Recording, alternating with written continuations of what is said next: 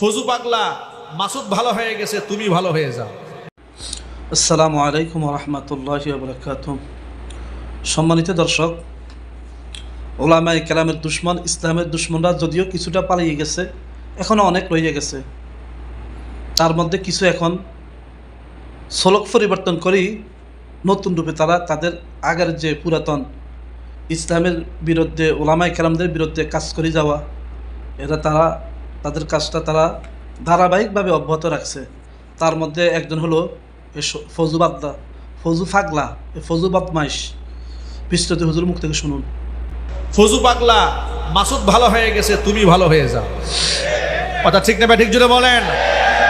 যে আওয়ামী লীগের জাহেলদেরকে রাজপথে আলেমরা ঝাঁপিয়ে পড়ে নিষিদ্ধ করতে সক্ষম হয়েছে, এরকম দুই একটা ফজু পাগলাকে সাইজ করা এই দেশের আলেমদের ওয়ান টুর ব্যাপার। কথা ঠিক না ঠিক জুড়ে বলেন।